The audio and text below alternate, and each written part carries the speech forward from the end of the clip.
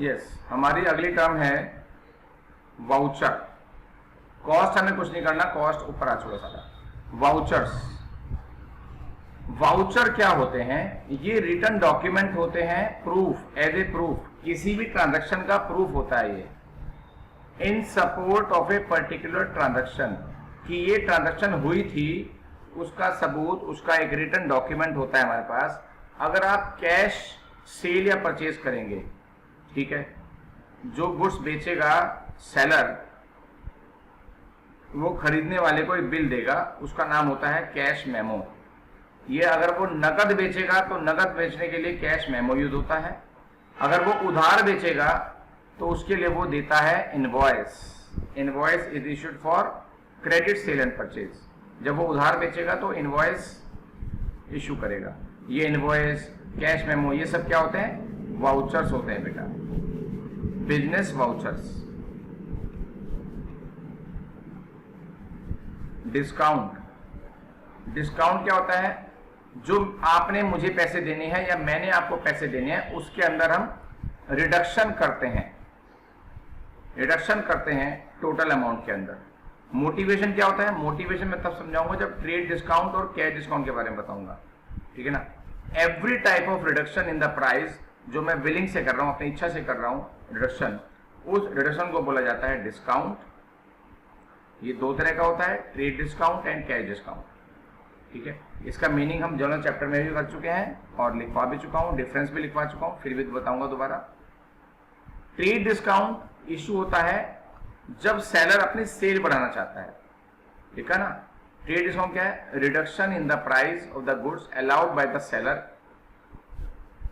To the buyer for buying goods of a certain quantity or value. यानी कि अगर इतने रुपए का गुड्स आप खरीदोगे तो हम आपको इतने % ट्रेड डिस्काउंट दे देंगे। तो इसका मोटिव क्या होता है?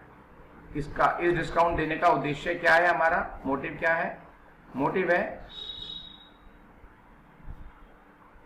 To increase sales, sales volume को इंक्रीज करना, ट्रेड डिस्काउंट का उद्देश्य है। कैश डिस्काउंट, कैश डिस्काउंट क्या होता है? It is allowed for timely payment, यानी कि इसका जो मोटिव है, इसका जो मोटिव है वो है अर्ली पेमेंट। अगर आप अर्ली पेमेंट कर दोगे या हाथों हाथ पैसे दे दोगे, मीन्स कैश पेमेंट कर दोगे, तो हम आपको 2% और छोड़ देंगे, 5% और छोड़ देंगे। ये होता है ट्रेड डिस्काउंट। तो ट्रेड डिस्काउंट शो नहीं होता बुक्स में, सिर्फ घटता है, ठीक है। लेकिन कैश डिस्काउंट बुक्स में शो होता है। Such amount is recorded in the books, इसे खर्चा माना जाता है और डिस्काउंट अलग से शो होती है बेटा।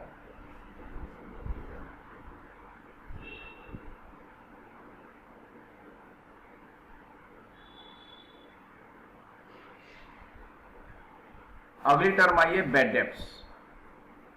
जो अमाउंट मैंने अपने डेटर से लेनी है, amount receivable by the business which becomes irrecoverable, जो अमाउंट मुझे लेनी थी अपने डेटर से, अपने रिसीवेबल से, वो क्या हो गई? बिकम्स इररिकवरेबल, यानी कि अब वो रिकवर नहीं हो पाएगी किसी भी रीजन से। हो सकता है जिससे मैंने पैसे लेने हो वो इंसॉल्वेंट हो गया हो, या वो शहर छोड़ के भाग गया हो ना, किसी भी रीजन से वो मेरे पैसे नहीं देगा। अगर तो अगर वो दे ही नहीं रहा है पैसे, तो जितना पैसा मेरा डूब गया उसे बोलते हैं bad debts. Even bad debts का हिंदी मीनिंग ही पैसा डूबना है। इसको लॉस बोलते हैं और ये प्रॉफिट एंड लॉस अकाउंट में आता है। लेकिन प्रॉफिट एंड लॉस अकाउंट तो आपको पता ही नहीं क्या होता है, तो ये यहीं तक करेंगे, जितना आपको पता है वहीं तक करेंगे। बैलेंस शीट एक स्टेटमेंट होता है, बैलेंस शीट कभी अकाउंट नहीं होता, ठीक है ना। बैलेंस शीट होता है स्टेटमेंट ऑफ फाइनेंशियल पोजीशन, जो बताता है कि मेरी एसेट, लायबिलिटी और कैपिटल कितनी कितनी है, ठीक है ना। रिजर्व्स के बारे में आपको नॉलेज नहीं है तो आप यहां पे ब्रैकेट लगा के छोड़ सकते हैं इसको। बुक वैल्यू, किसी भी एसेट या लायबिलिटी की बुक वैल्यू वो होती है जो उसकी बैलेंस शीट में या हमारे अकाउंट्स में लिखी हुई है।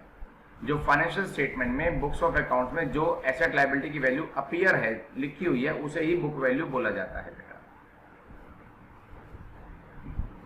बुक्स ऑफ अकाउंट्स, ये बुक्स ऑफ अकाउंट्स होता है, ये वो बुक्स हैं जिनमें आप रिकॉर्डिंग करते हैं, जिसमें आप जर्नल बनाते हैं। जर्नल के बाद आपको सिखाऊंगा लेजर, कैश बुक सिखाऊंगा, बैंक अकाउंट सिखाऊंगा, बैंक बुक बनाऊंगा, मतलब कई चीजें सीखेंगे। वो सब हमारी बुक्स ऑफ अकाउंट्स हैं जिनके अंदर हम याद रखने के पर्पज से रिकॉर्डिंग करते हैं। डेबिट और क्रेडिट का मीनिंग, किसी भी अकाउंट के लेफ्ट साइड को डेबिट बोला जाता है और राइट साइड को क्रेडिट बोला जाता है। नहीं तो डेबिट क्रेडिट का असली मीनिंग तो मैंने बता रखा है, दीज आर द इंडिकेटर्स। ये क्या है? इंडिकेटर्स हैं जो ये बताते हैं कि पर्टिकुलर अकाउंट का मूवमेंट किस दिशा में हो रहा है, पर्टिकुलर अकाउंट की डायरेक्शन क्या है। मैंने लिखवाया था, मैं अभी भी लिखवा देता हूं, ये दोनों के अंदर चल जाएगा। Debit and credit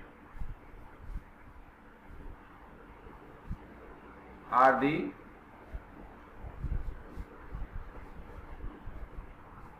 indicators showing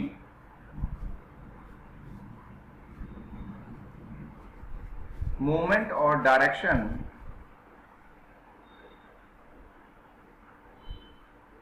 of accounts।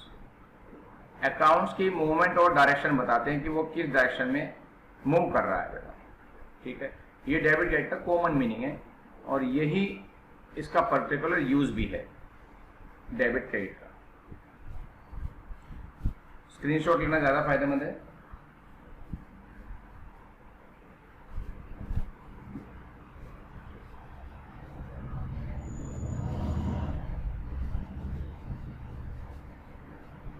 Another important meaning, depreciation. Depreciation क्या होता है? जब हम कोई फिक्स्ड एसेट्स परचेज करते हैं तो बेटा किसी भी चीज की लाइफ कभी भी अनलिमिटेड नहीं होती। जितनी भी फिजिकल एसेट्स होती हैं तो उसकी एक लिमिटेड लाइफ होती है, चाहे वो 10 साल हो, चाहे 20 साल, चाहे 30 साल, चाहे 50 साल। तो अगर किसी चीज की लाइफ 10 साल है तो वो ऐसा नहीं होगा कि 10 साल तक तो वो बहुत बढ़िया चलती रहेगी और 10 साल उसे पता चल गया कि 10 साल हो गए तो वो एकदम चलनी बंद हो जाएगी, ऐसा नहीं होता। वो धीरे धीरे उसकी वैल्यू कम होती है, उसकी वैल्यू में डाउनफॉल आता है, या मैं शुद्ध शब्दों में कहूं तो वो घिसती रहती है, उसकी वैल्यू में घिसावट आती है। उस घिसावट को ही बोला जाता है depreciation. Fall in the value of assets on account of, यानी कि ऑन अकाउंट ऑफ का मतलब होता है due to, on account of मतलब बिकॉज ऑफ या ड्यू टू, यूसेज यूज करने के कारण, या पैसेज ऑफ टाइम टाइम बीतने के कारण, या ऑब्सोलेसेंस यानी कि आउट ऑफ ट्रेंड हो गई वो चीज, अब वो चीज चलनी बंद हो गई तो उसकी वैल्यू कम हो गई बेटा। बस यहीं तक करेंगे इसको, क्योंकि इससे आगे आपको समझ नहीं आएगा, आपके मतलब की बातें नहीं। एंटिटी, एंटिटी मतलब मेरा बिजनेस ऑर्गेनाइजेशन जिसकी बात हो रही है, ठीक है ना। It is an economic unit which carries out various economic activities and is established in accordance with the law and force. ये जैसे प्रोप्राइटर बिजनेस, पार्टनरशिप बिजनेस, कंपनियां, ठीक है ना, तो ये सब एंटिटीज कहलाती हैं जो इकोनॉमिक एक्टिविटी करती रहती हैं। वो सब यूनिट्स को, वो सब ऑर्गेनाइजेशंस को, वो सब बिजनेस फर्म्स को एंटिटी बोला जाता है। एंट्री, मैं इसका मीनिंग कुछ और लिखूंगा, एंट्री का मीनिंग कुछ और लिखूंगा।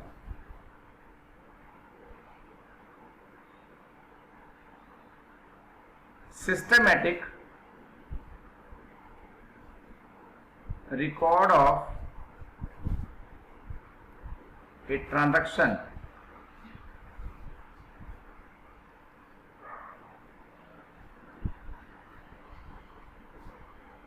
is known as entry।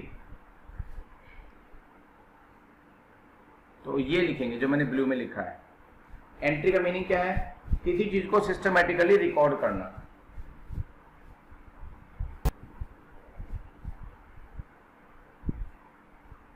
एक वर्ड मैंने बीच में यूज किया था, इंसॉल्वेंट।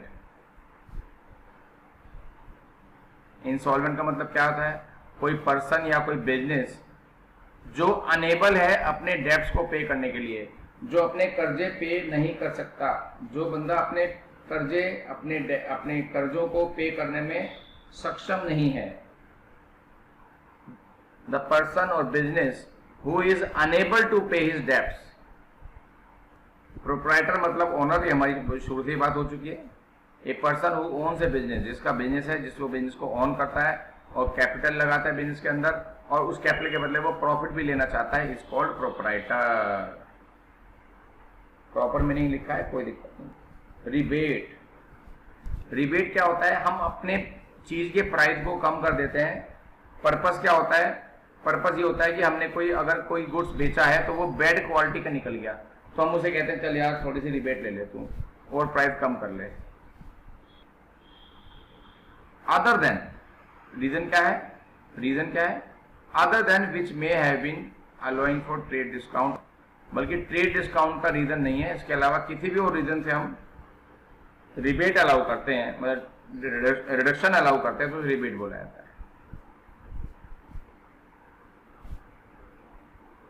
और ये भी लिखा हुआ है कि it is offered and allowed on sales completed in the past, यानी कि जो सेल हो चुकी है उसके लिए अलाउ होता है। तो इसका मतलब ट्रेड डिस्काउंट तो हो ही नहीं सकता। वो बढ़िया बात लिखी है।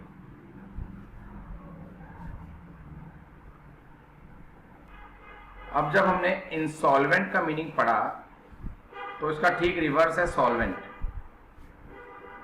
सॉल्वेंट, सॉल्वेंट क्या है? कि जो आदमी अपने कर्जों को चुकाने के काबिल है, इस पोजीशन में है कि वो अपने कर्जे चुका सकता है, तो वो सॉल्वेंट है। So simple.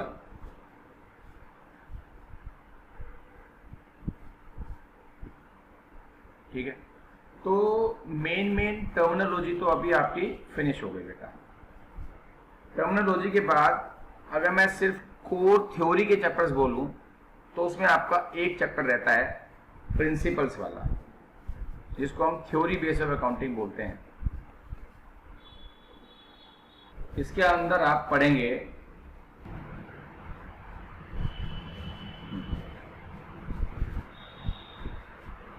तो इसमें आप पढ़ेंगे बेसिक अकाउंटिंग प्रिंसिपल्स।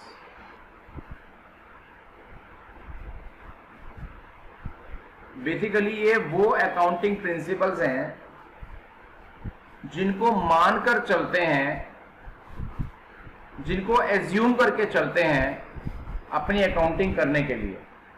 किन बातों को मान करके चलना पड़ता है अपनी अकाउंटिंग करने के लिए? क्योंकि मैंने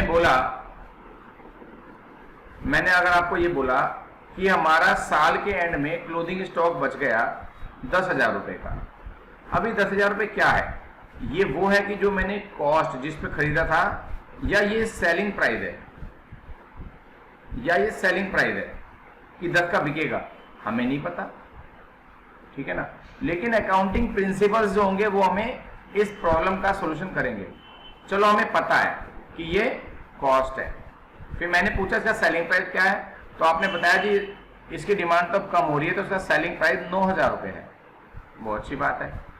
तो हम अपनी बुक्स में कितना बताएंगे कि क्लोथिंग स्टॉक कितना है, 10,000 या 9,000? ठीक है, तो आप सबसे अगर मैं पूछने लगूं तो आप सब अपने अपनी राय देंगे।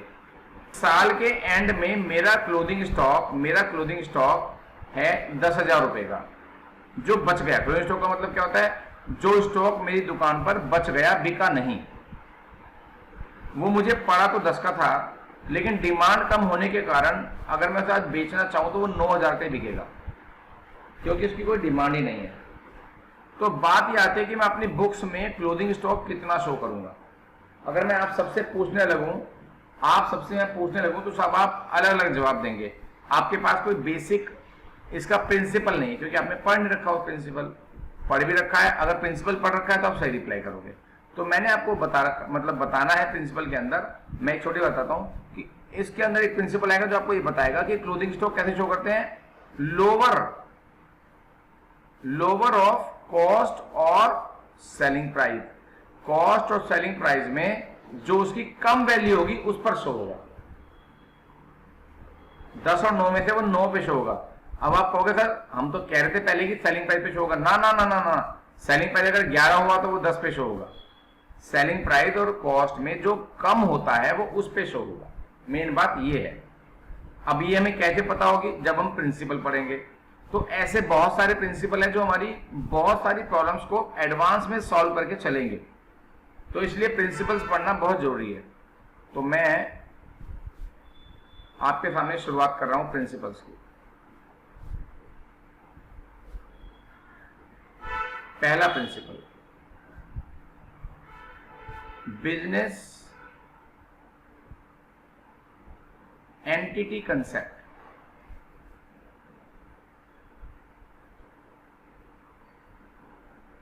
ये कंसेप्ट बताता है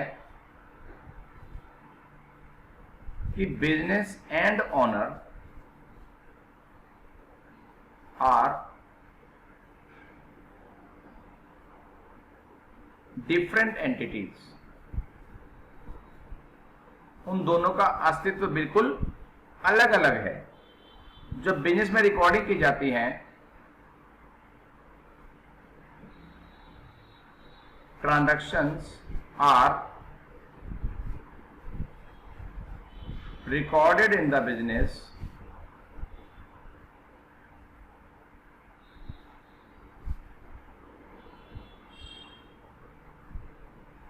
from the point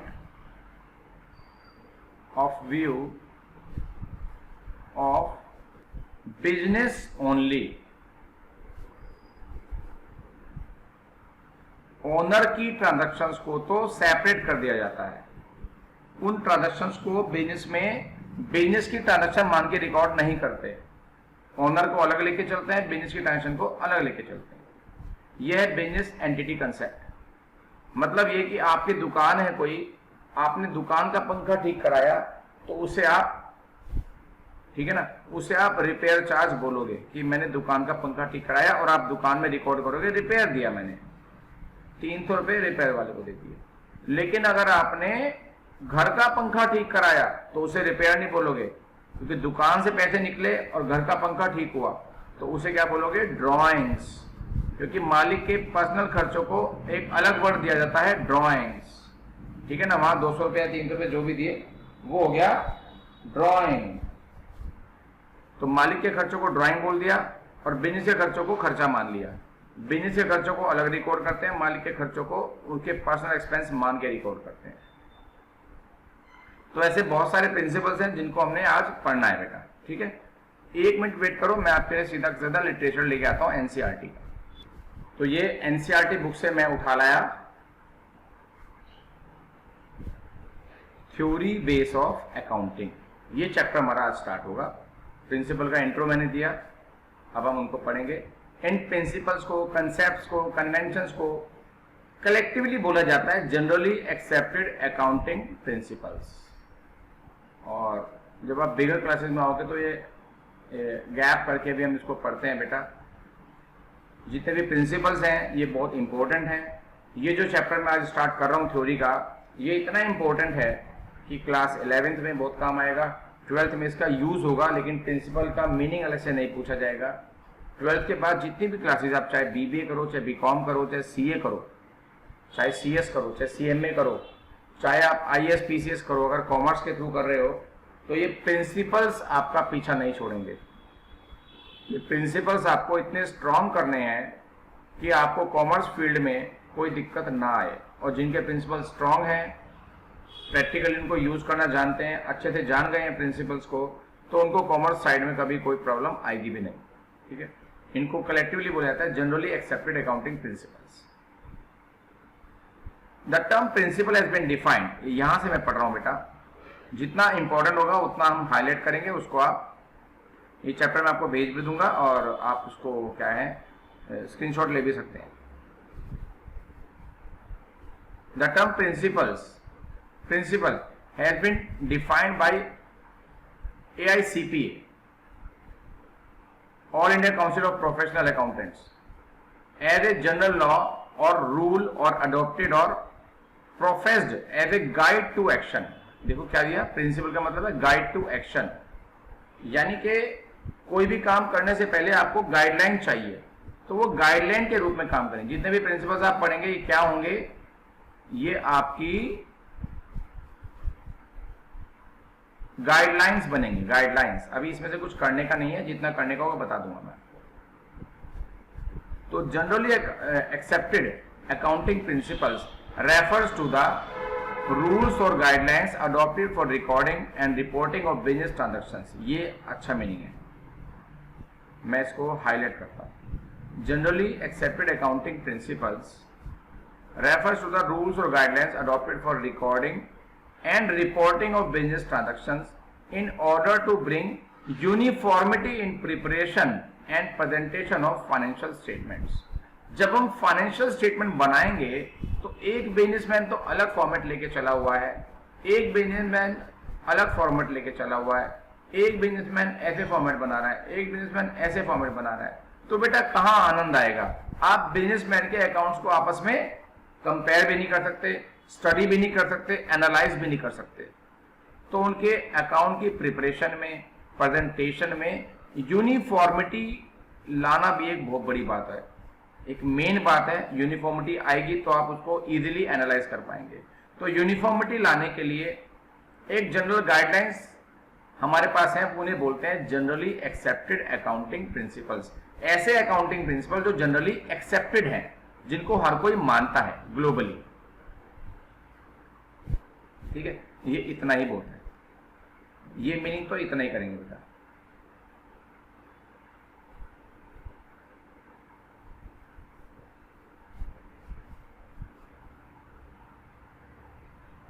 अब इसके बाद आ गए basic accounting concepts.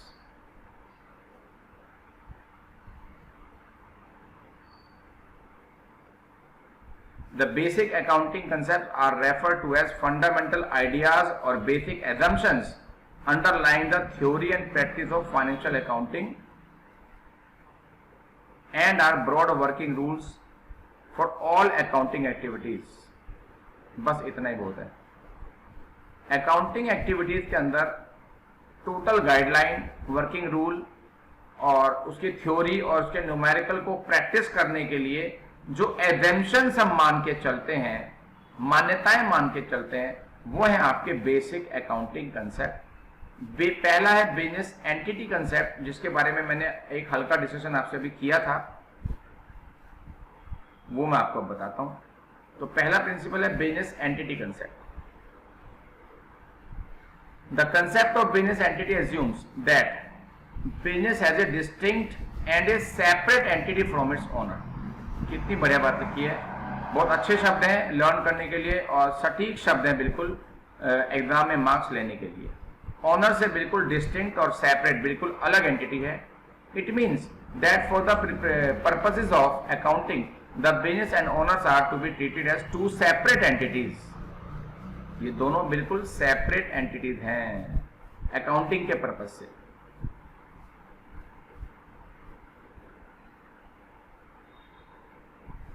Keeping this in view, underline करूंगा तो ही वो आपके मतलब का होगा लिखने वाला, बाकी समझाने के लिए मैं उतना पढ़ रहा हूं जितना आपको समझाना है। Keeping this in view, when a person brings in some money as capital into business in accounting records, it is treated as a liability for the business. Business इसको लायबिलिटी मानता है। आप कहोगे हम तो लायबिलिटी नहीं मानते। जब दुकान का मालिक पैसा लगाता है तो आप उसको क्या बोलते हो, कैपिटल। तो मैंने आपको बाद में एक वर्ड बताया था कि एसेट्स में दो लोग पैसा लगाते हैं, मालिक और आउटसाइडर। इसको कैपिटल बोलते हैं, इसको लायबिलिटी बोलते हैं। लेकिन more intellectually capital is internal liability, यानी कि हमें अपने ही बंदों का पैसा देना है, और लायबिलिटी इज एक्सटर्नल लायबिलिटी, यानी कि बाहर वाले बंदों का पैसा देना है। तो दोनों ही आपकी लायबिलिटी हैं बेसिकली। तो लायबिलिटी को एक्सटर्नल लायबिलिटी, क्योंकि मैंने बाहर वालों का पैसा देना है, और कैपिटल को इंटरनल लायबिलिटी बोला जाता है क्योंकि मैंने अपने का ही पैसा देना है, लेकिन माना गया लायबिलिटी ही इसको। इसलिए मालिक ने जो पैसा लगाया उसको लायबिलिटी ही बोला जाता है। लायबिलिटी के साथ ब्रैकेट में आप यहाँ पे इंटरनल लिख देना तो आपका मीनिंग पूरा हो जाएगा। और ओनर तक आप सारा कर लो।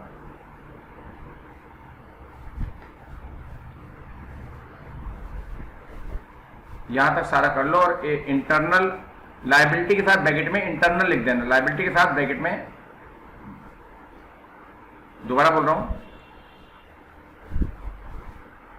इसी वजह से एसेट्स में जितना पैसा लगाते हैं, ओनर जो पैसा लगाया वो इंटरनल लायबिलिटी है और आउटसाइडर्स ने जो पैसा लगाया वो एक्सटर्नल लायबिलिटी है।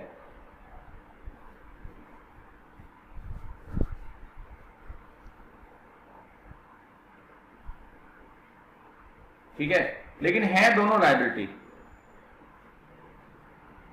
ये किस वजह से मानते हैं? बिजनेस एंटिटी कंसेप्ट की वजह से मानते हैं। अगर मालिक बिजनेस को पैसे दे रहा है, तो इसका मतलब वो कोई और है जो हमें पैसे दे रहा है। तो अगर हम किसी और से पैसे लेंगे तो वो लायबिलिटी कहलाएगी। अगर वो मालिक है तो इंटरनल, अगर आउटसाइडर है तो वो एक्सटर्नल लायबिलिटी कहलाएगी। तो यहाँ लायबिलिटी के साथ ब्रैकेट में इंटरनल लगा देना। और जितना मैंने ब्लू और येलो से हाईलाइट किया है, ये सारा का सारा आपको नोट करना है। तो आप स्क्रीनशॉट ले लो, लिख लेना बाद में।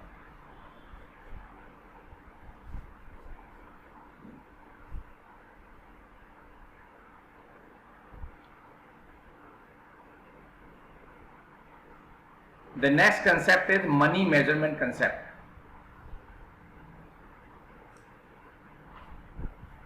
अगर आप इंटरेस्ट लोगे तो बहुत मजा आएगा थ्योरी के अंदर। इंटरेस्ट लेने की बात है। वैसे थ्योरी में जो मैं पढ़ा रहा हूं, जो कोर थ्योरी के चैप्टर्स हैं उनमें ये लास्ट चैप्टर है। इसके बाद फिर हम न्यूमेरिकल में आ जाएंगे। मनी मेजरमेंट कंसेप्ट,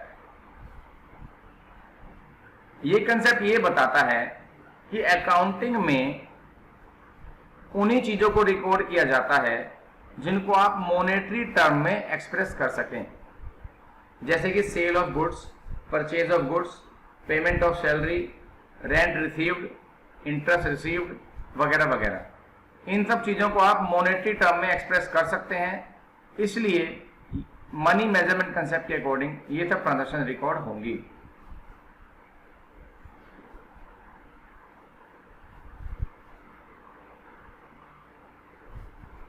एक मिनट, मैं बताता हूं कि कितना आपको नोट करना है।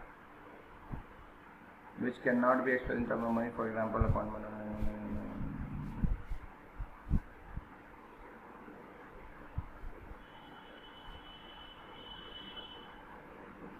the concept of money measurement states that only those transactions and happenings in an organization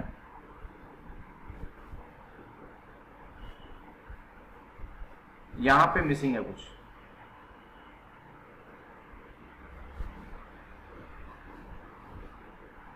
यहां पर है। ऑर्गेनाइजेशन के बाद कुछ लिखेंगे, आर रिकॉर्डेड, यहां पे लिखेंगे और ये पूरा लिख सकते हैं, कोई दिक्कत की बात नहीं। अच्छा, आर रिकॉर्डेड बाद में लिखा है इन्होंने, पर हाँ अब नीड नहीं है।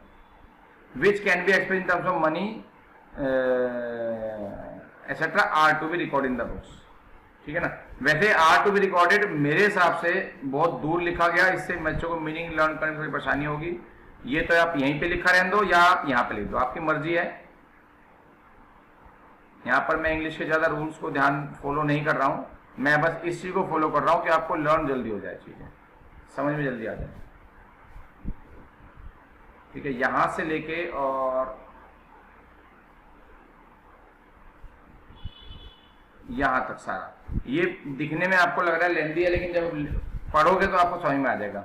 लिखा है कि वो चीजें जो मॉनेटरी टर्म में एक्सप्रेस नहीं हो सकती, जैसे कि appointment of a manager, manager को मैंने अपॉइंट किया, capabilities of human resources, creativity of its research department. ठीक है ना, मेरे को गुस्सा आ रहा है, मेरी क्रिएटिविटी कैसी है, मैं कितना इंटेलिजेंट हूं, ये चीजें मॉनेटरी टर्म में एक्सप्रेस नहीं हो सकती, इसलिए इन चीजों को बिजनेस में रिकॉर्ड नहीं कर सकते। ठीक है, यहां तक करेंगे बेटा। स्क्रीनशॉट नहीं लिया है तो एक बार दोबारा मैं आपको स्मॉल कर देता हूं। ये पूरा कंसेप्ट आ गया आपके पास।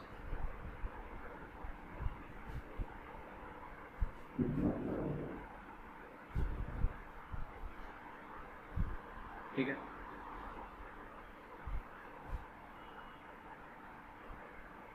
तो आज यही 2 कंसेप्ट तक चलते हैं due to lack of time. बाकी कंसेप्ट हम नेक्स्ट डे लेंगे, कल लेंगे बेटा, ठीक है। सर थ्योरी का कितना क्वेश्चन आता है क्लास में? देखो 11th क्लास में जो पहला एग्जाम होगा यूनिट 1, उसमें तो मैं आइडिया, एक रफ आइडिया दे रहा हूं कि 50-50% थ्योरी आएगी। इवन थ्योरी ज्यादा भी आ सकती है न्यूमेरिकल से। और आगे के एग्जाम अगर मैं लूं, एनुअल एग्जाम या मिड टर्म एग्जाम्स, तो कम से कम 20% थ्योरी आएगी। 20% तो कम से कम आएगी थ्योरी। बाकी स्कूल टू स्कूल और टीचर टू टीचर वारी करता है, लेकिन 20% मिनिमम वेटेज है थ्योरी का अराउंड। तो थ्योरी का रोल बहुत ज्यादा है, क्योंकि लर्न करने के बाद आप कुछ तो लिख के जाओगे ना। न्यूमेरिकल में तो ये होता है कि अगर गलत हो गया, स्टार्टिंग का स्टेप ही गलत हो गया, तो आपका आधा घंटा का सोल्यूशन है और नंबर 0 आ गए। थ्योरी में आपको अगर याद है तो आप कुछ लिख के आओगे, कुछ मार्क्स तो मिलेंगे। तो न्यूमेरिकल और थ्योरी की अपनी अपनी एक अलग अलग इंपॉर्टेंस है बेटा। और किसी बच्चे को प्रॉब्लम हो तो वो पूछ सकते हैं बेटा, अदरवाइज बाय बाय।